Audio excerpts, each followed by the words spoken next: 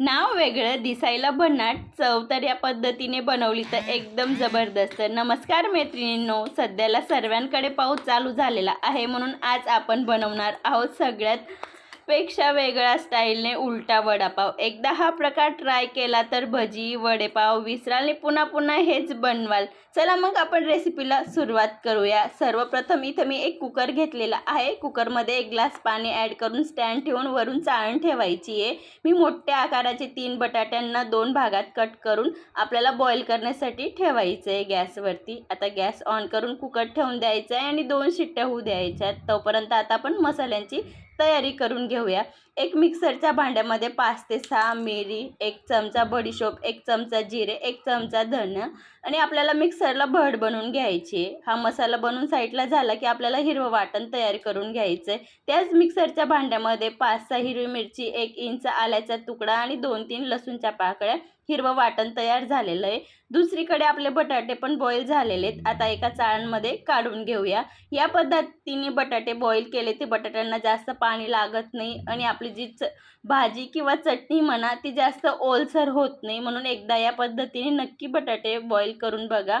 बटाटे थोडे गरम आहेत. मी याच पद्धतीने आता साल काढून घेणार आहे. तुमच्याकडे वेळ असेल तर तुम्ही पूर्णपणे गार होऊन साल काढलं तरी चालेल. बघू शकतात बटाटे खूप छान पद्धतीने वाफेमध्ये स्टीम झालेले आहेत आणि साल पण खूप छान निघतंय. जराही अर्ध्यात तुटत वगैरे नाही आहे. मी सर्व बटाट्यांची याच पद्धतीने साल काढून घेतलेले आहेत. हे जवळपास बघायला गेलं तर 200 ग्रॅम बटाटे आहेत. बघू शकतात मी सर्व बटाट्यांचं साल काढून घेतलेलं आहे. आता आपण भाजीची तयारी करून घेऊया. गॅस ऑन करून कढई गरम करण्यासाठी ठेवलेली. कढईमध्ये 1 चमचा तेल, अर्धा चमचा मोहरी, 8 ते 10 कढीपत्त्याची पानं आणि जे आपण मिक्सरला खडे मसाल्यांचं जे मसाला बनवला होता तो ॲड करून घेऊया. तो छान पद्धतीने तेलात परतला की 2 चमचा जे आपण आलं, लसूण आणि हिरवी मिरचीचं वाटण केलं होतं ते पण ॲड करून अर्धा चमचा हळद ॲड करून द्यायची आणि छान तेलामध्ये परतवून घ्यायचं. या पद्धतीने छान परतलं की आता आपण उकळलेले बटाटे ॲड करून घेऊया. बटाटे ॲड करून आपल्याला आता छान मॅश करून घ्यायचं आहे. या पद्धतीने मी मॅशरने मॅश करून घेते. अगदी तुम्ही हाताने जरी मॅश केले तरी चालेल. पाहिजे तसे आपल्याला बारीक जाड असं काही ठेवायचं नाही. अगदी व्यवस्थित मॅश करून घ्यायचं आहे. या पद्धतीने बघू शकतात. इथं बटाटे छान पद्धतीने मॅच झाले की आपल्याला मिनिटभर व्यवस्थित आता भाजी परतवून घ्यायची आहे. आता चवीनुसार नमकने मूठभर कोथिंबीर ॲड करते. कोथिंबीरने छान टेस्ट येतो म्हणून मी थोडी जास्तच ॲड केलेली आहे. परत आता आपल्याला व्यवस्थित मिक्स करून घ्यायचं आहे. बघू शकता त्या पद्धतीने. इथं आपली बटाट्याची भाजी बनवून तयार झालेली आहे. आता भाजी गार करण्यासाठी साईडला ठेवून देऊया. इथं मी आता एक बाउल घेते. एका बाउलमध्ये मी इथं 3 मोठे चमचा बेसन पीठ घेते. जवळपास बघायला गेलं तर हे 1 वाटी बेसन पीठ आहे. चवीनुसार नमक आणि मी चिमूटभर हळद ॲड करून आपल्याला अगदी छान आता बॅटर बनवून घ्यायचं आहे. आणि हे उलटा वडापाव बनवताना खास करून बॅटर अगदी जाड पण नाही आणि जास्त पातळ पण नाही, अगदी मिडियम बनवायचं. या गोष्टीची खास काळजी ठेवायची आहे. कारण की आपण जो ब्रेड वापरणार आहोत त्याला खालून आणि वरून आपण बटाट्याची भाजीचं स्टफिंग लावणार आहोत. छान पद्धतीने कोट होईल इतपत आपल्याला व्यवस्थित बेसन पीठचं बॅटर बनवून घ्यायचं आहे. बघू शकता त्या पद्धतीने मी तुम्हाला व्हिडिओ दाखवलेलंच आहे. दुसरी साईडला तेल पण छान पद्धतीने गरम झालेलं आहे. आता मी थोडं थोडं बॅटर घेऊन चम्मचने असं आपल्याला हाय फ्लेमला छान तेलामध्ये सोडून घ्यायचं आहे. हे थोडं क्रिस्पी झालं पाहिजे त्या पद्धतीने गॅसची फ्लेम हायच ठेवायची आहे. बघू शकतात मी पलटी पण करून घेते. पलटी करून अगदी मिनिटभर तेलात तळून घेतलेलं आहे. अगदी क्रिस्पी होतं तोपर्यंत छान तळून घ्यायचं आहे. हे आपण बारीक सोडल्यामुळे याला तळायला जास्त टाईम लागत नाही. हे आता प्लेटमध्ये काढून मी गार करून घेतलेलं आहे. बघू शकतात. आता आपल्याला मिक्सरच्या भांड्यामध्ये सर्व काढून घ्यायचं आहे.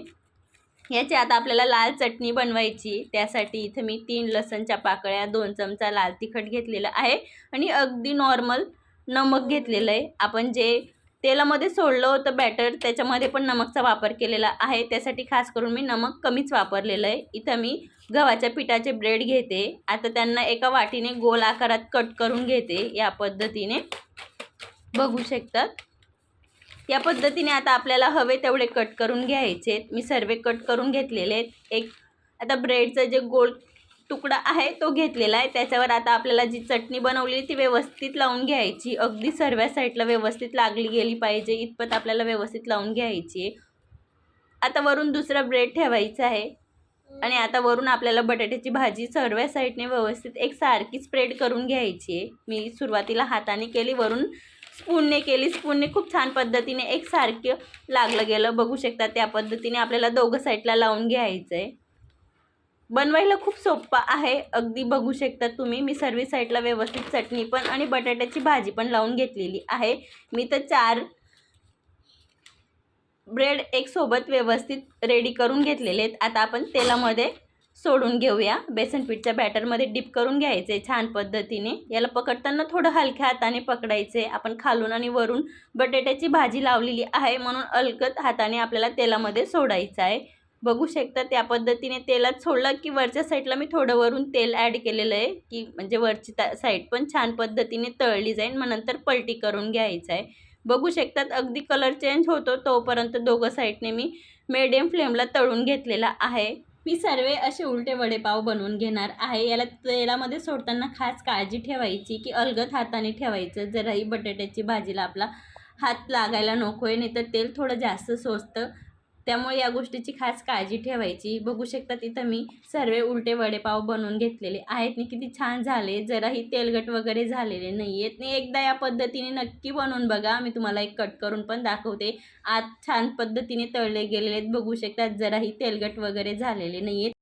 तुम्ही पण या पद्धतीने ही रेसिपी एकदा नक्की बनवून बघा आणि तुमचा अनुभव माझ्यासोबत नक्की शेअर करा। रेसिपी जराही आवडली असेल तर प्लीज चॅनलला सबस्क्राईब करा। अशाच मस्त आणि जबरदस्त रेसिपीसोबत भेटूया, तोपर्यंत धन्यवाद।